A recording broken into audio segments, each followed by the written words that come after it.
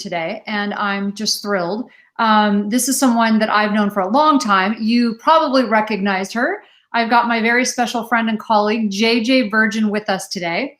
JJ is, if you don't know her, she's a very prominent TV and media personality. She's the author of 4 New York Times bestsellers. She's launched over 10 businesses and hosts 2 popular podcasts, one for health experts called Mindcast, and she has her JJ Virgin lifestyle show with health tips for consumers. But I know her as a friend and a colleague. We've known each other for what? How long? How long have we known each other? Like as long as I've known Daniel. I know. I was just going to say, how long? When did you meet Daniel? Because I met you, I think, the week after. Yeah, exactly. So almost 15 years, actually. So thank you so much for coming on. I have so much respect for you. You have done so much in the health and wellness, space, and to see now that you are, you wrote this book, Warrior Mom. So I'm really excited to hear about this. So you wrote Warrior Mom, 7 Secrets to Bold, Brave Resilience. So why the deviation from health and wellness? Yeah, as you'll start to understand quickly, it's very interesting when you make the shift from talking about, diets and health. Because if someone doesn't like your diet, okay, you don't like my diet, fine. You write a book that's really your story, and someone doesn't like that, well, they don't like you. So it's quite something to kind of pull back the kimono. And when I was writing this book, you can't kind of tell half a story, although I will tell you that so much more has come to light since I've written this book that I feel like I need to write part 2 to tell the rest of the story. But you were with me during this whole time. And that's what's so amazing. When I met your hubby early on, when my son Grant was, I think, 6 years old, I actually stalked him because we get that a lot. Yeah, I was like, okay, I knew that I needed to find an integrative, holistic psychiatrist who could help me with my son. And there was only one that I wanted to work with. So I literally remember going to this black tie event, and because he was going to be there, paying, I think, $1,000 to go there to find him, and I did. So, and it was worth every penny and then some. So what was incredible was he helped me early on, really helped to identify what was going on with my son. And we'd done a lot of the SPECT scans over at the Amen Clinic. So when my son was hit by a car, literally crossing the street, and had a severe traumatic brain injury in a coma. I remember when you came. I remember the day. It was so awful. And Daniel was telling me about it because that was my unit. When I heard the unit he was on, I got goosebumps because that is not something any mother wants to hear. No. It still was so interesting. The first night in the first hospital, when I remember this doctor telling me, your son's had a serious injury accident, and he's got this torn aorta, and he's got multiple brain bleeds, and he's got 13 fractures. That was like the minor part of it. And he said, sometime in the next 24 hours, his aorta is going to rupture unless you do surgery to repair it. But, you can't do the surgery here. We don't do that. It's a very specialized surgery, and he'll never survive the airlift to the next hospital. And even if he were to survive the airlift to the next hospital, he's not going to survive the surgery. And even if he's going to survive the surgery, I mean, I still look at this, Tana, and I'm like, what the heck was wrong with this guy, right? He goes, and even if he were to survive that surgery, he'd be so brain damaged, it wouldn't be worth it. Like, I still look at this and I go, to put you in a no-win situation. This is a 16-year-old boy. You don't know what the future holds for him. You don't know how damn stubborn this kid is, because he was the most stubborn kid ever. And they're resilient at that age. They're strong. Right. They're strong. Like when we overruled that doctor and lifted him to Harbor UCLA, and had this amazing Dr. Carlos Donaire, who recruited 5 different surgical teams, got a hold of a stent that was no longer even available, had been part of a trial that was supposed to be used for adults. He said, figured I'd ask for forgiveness, and just did this. And then when we got into that pediatric ICU, and one of the doctors there was like, First of all, Carlos Donaire was like, "Don't worry, I fix this all the time. No problem. I'll fix it. Don't worry." Then the next doctor was like, "We see kids in here with half their brains missing. They're fine. Don't worry." So you're like, A total change okay. in attitude. And yeah, it's like I was saying, that's the unit I worked on, was a trauma unit. And when you go to a teaching institution that's a world renowned institution, you're going to get a totally different Yeah. perspective from the Well, doctor. let's think about it too. Someone's asking. It's Mm. Warrior Mom. So she wrote this book, Warrior Mom. Um, it's 7 Secrets to Bold, Brave Resilience. So pick it up. It's an incredible story. So yeah. Thank you. Here's one really important thing is you've always got to look at the perspective of the people you're asking the question to. I was in Palm Springs at Desert Hospital. The Mhm. head of the trauma unit there was used to dealing with people who were 70 Right, years right. plus. If this was a 70-year plus person who was coming in,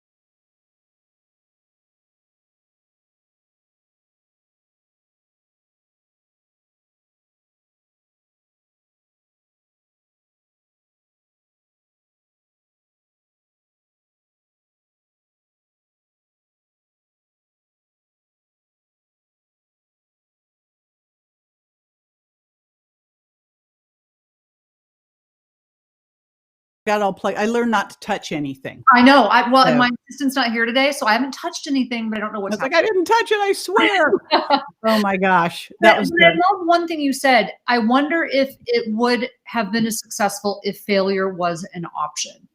So let's see. Are we still okay? We can hear us. Yay. Okay. Good job. I mean, Yeah. So hopefully we get everybody back on. They'll be back. It takes about 15 seconds for everyone to log when on. does your book come out? My book comes out January 5th, and it's already up for pre-order.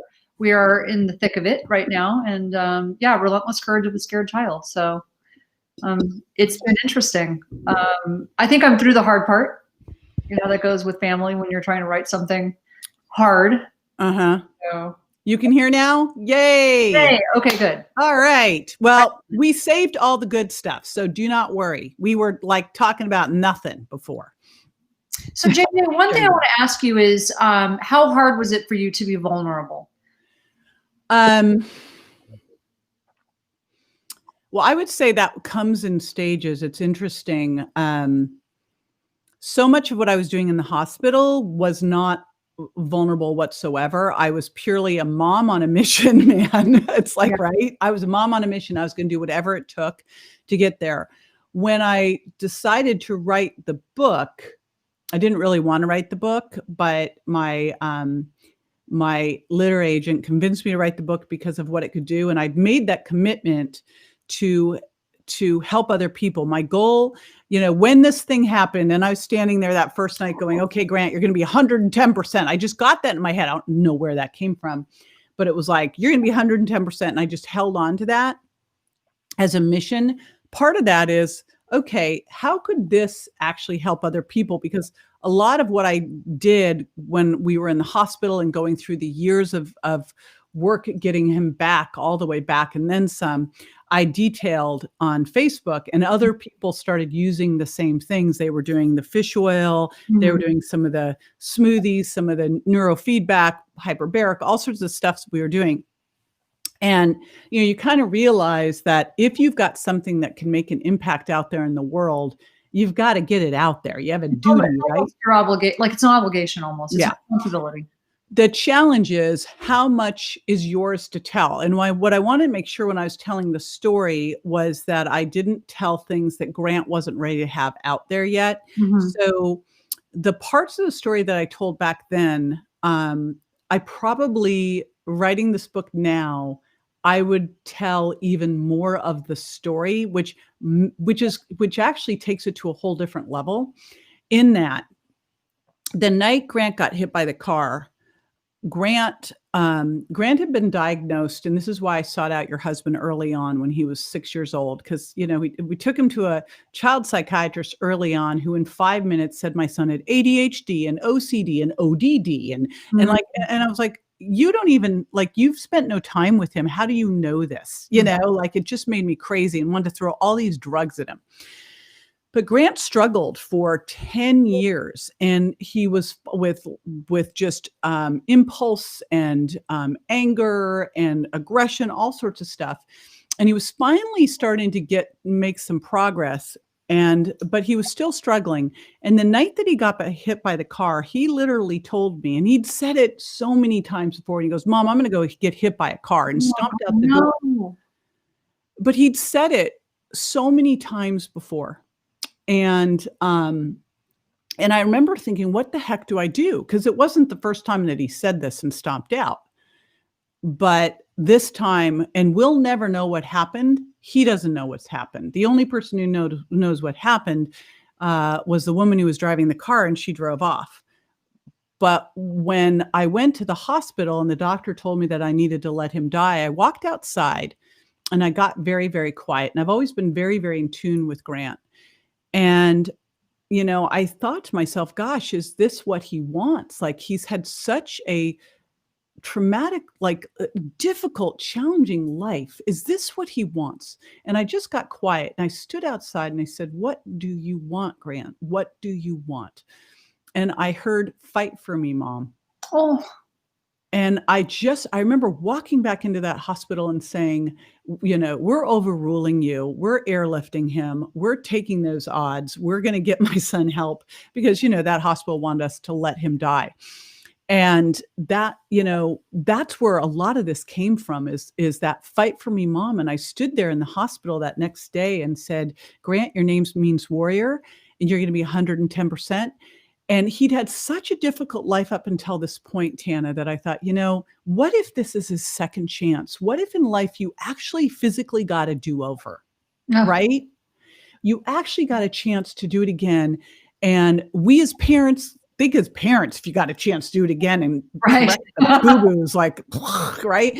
But he gets a chance, to kind of his rebirth and reemergence and all of that. And that's where I put in my head is this is going to be Grant going to 110%. Mm, I love that. Yeah. It's incredible. So, I want to get to the point where we talk about how Grant turned out, but before that, your mindset.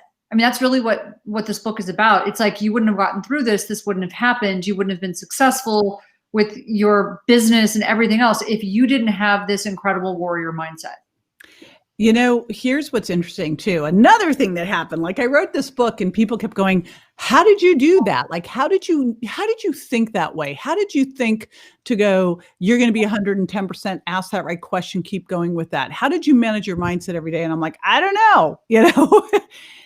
And about, I don't know, a year after I write this book, Tana, I was doing an interview and someone said, "How did you do that?" And I went, "Oh, I had this mentor when I was 30."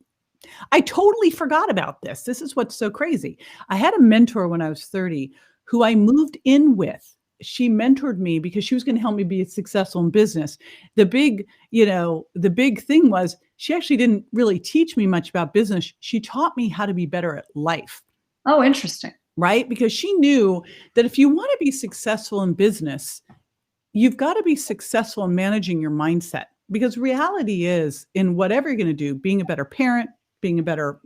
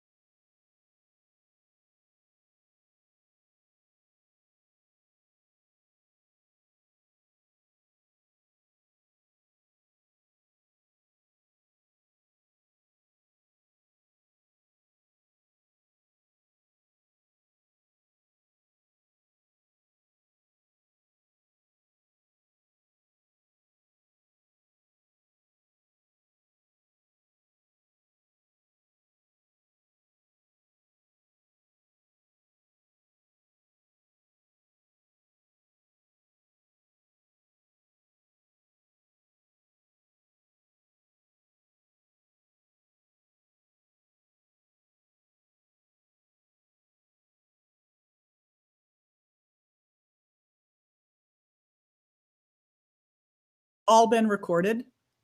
I think so. Heather, if you could respond to me and let us know if we're recording, because I want to be able to put this out as a nice. And here's the thing, like, let me know what I can do, obviously, to help support this this book launch. Oh, thank you. Your brave, bold book launch. Huh? I think I'm scheduled to be on your podcast, I think. Well, I switched my podcast. So my podcast isn't, we're going to start the interview one again soon, hopefully. Okay. It moved to it's a daily Ask the Health Expert show. So it's got to be something that's a standalone question that would make sense. Got it. You know, so that do like Instagram and Facebook Live and that kind of stuff. Great. So we can do that piece too. Are you guys able to hear us now? And Heather, are you recording? Those are my questions because I want to. Yes. Okay. She's using the camera, microphone. Hopefully, cool. So we could just edit that little piece out. I'm hoping. All right. So here's what's really critical on this piece. And I believe that you get what you expect. I think one of the challenging things in medicine is that doctors don't want to create false hope. And so they give people what they see as the realistic view, but then the person takes that as fact and goes that where I kind of go, give them hope. Without hope, you got nothing. You hear too many times that someone has, oh, you have 6 weeks to live, and they have 6 weeks and that's it. There you go. Right. Right. And they're not in the business of miracles. Yeah. So, I mean, to me, give someone hope, hope. So I believe you get what you expect. That was one of the big things that Kay taught me. My mentor taught me at 30 was you get what you expect. So expect great, awesome things. So I was like, well, if you get what you expect, I'm going to go for 110% because if we fall short, it's better than dead. Like anything's better than the 0% that they were doing. So that's what I went for. And one of the things that I did was very tightly control his environment, just like she taught me to do, where she's like, don't, you know, and here it's like, this has been the worst year for this ever. And I've fallen into it of like, you know, the news. I mean, all the garbage. I know. On, yes. Right. Terrible. It's just, oh, yeah. But, you know, don't listen to the news. She had me listen to great audiobooks and trainings and manage my friends, manage my environment. And I brought that same thing to the hospital. I remember the doctors came in because he had a crushed heel. He had rods in his femur. He had 13 fractures. And when you're dealing with a brain injury and a torn aorta, crushed heels and broken legs seem like nothing, right? You're like, okay, that's fine. We'll deal with that later. But once he'd gotten through the torn aorta and now he's starting to wake up from the brain injury, they're sitting there going, this crushed heel, this is like a life-changing injury. We're just trying to get it so he could ever walk again. And I'm like, you're out of the room, like out of the room, right? And I said, I want you to think, and I want you to imagine if Kobe Bryant were in this bed, because I'm pretty sure you wouldn't just be trying to get him to walk again. You'd be doing whatever it took. So do the same. And if you can't do the same, if you can't hold that vision of my son running and being athletic, then you're not the right doctors for this job. Yeah. Didn't make me popular. No, popular is not your job. You know, my ex-husband, Grant's dad, was really good at like smoothing things over. And it wasn't that I was in there being bossy, but I was very clear on what I wanted to make sure, you know, that they were doing. And I think it's something very important is you've got to find people that can hold that vision. If you're going to a doctor and they can't hold a vision of, you know, you being healthy, you got a problem, right? I totally agree with you. After working in that unit for so long, I mean, I've seen so many miracles, but that's their job is to sort of keep people realistic. And I agree with you. If you're expecting a miracle, you need to be thinking miracles. You can't be thinking small. Right. I mean, the book was originally called Miracle Mindset because but it turns out miracle can be a very triggering word for people. Right. It's like, okay, you know, but I think, what's the harm out there in holding a bigger vision for yourself and for your family and for the world? What's the harm out there in, believing things can be better, in holding out for, the 110%. Like, you fall short. I kept thinking, if I fall short and I hit it at like 80, I'm good. Right. Like, better than 0. I Which is totally where agree. we were. And so Grant now, where is Grant? How is Grant now? Okay, this is super exciting, and it was fun when I interviewed Daniel for my podcast for his book. To me, this was like the best book. Like, he's written amazing books, but The End of Mental Illness, that's the greatest book ever, because it really looked at brain illnesses and what could happen. Well, one of the things that happened, my son started showing these signs of anger and aggression, impulsivity, all sorts of stuff when he was young. It just kind of started, and we couldn't figure it out. Like, nothing made sense. I remember at the time, pandas came out, and I thought, but he didn't Yeah. have strep throat. That couldn't be it. Well, a couple years ago, we'd gotten him to about 80%. And again, 80% is way better than 0. Right. So we're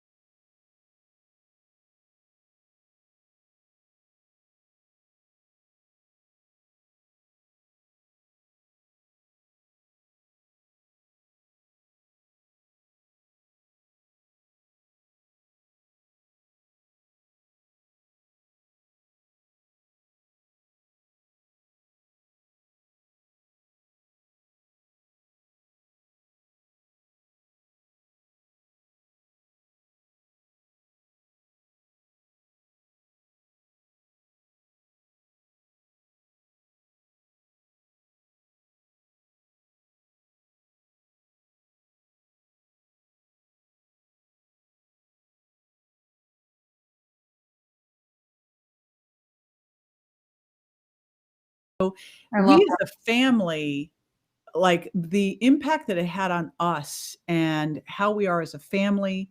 I'm remarried, living in Florida.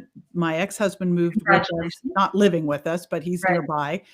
Both sons are here. Like we are just, you know, So a there's a lot great, of unity. That's nice. yeah, great modern family. Yeah.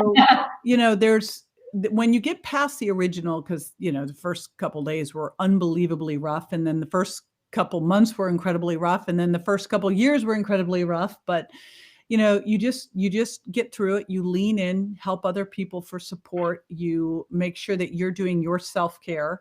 And then every day it's like, you better find those things you're grateful for, because if you woke up, you got one, right? Yep, exactly. I love that.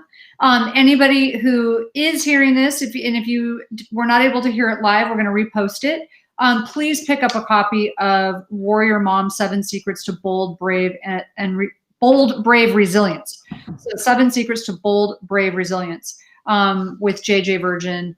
She truly is a warrior mom. I can attest to that. I was there. And I'm just thrilled that things are just going so well with Grant, and you guys are doing so well. Thank you. And so hopefully we'll be neighbors soon. yes, absolutely. Please don't miss next week on Relentless Courage. We have a surprise for you, another visitor. So looking forward to it, and we will get our tech issues fixed. So thanks, everybody. So I think we are not. Let me just close this out. I was going to say you can unlive it. Yeah, I'm trying to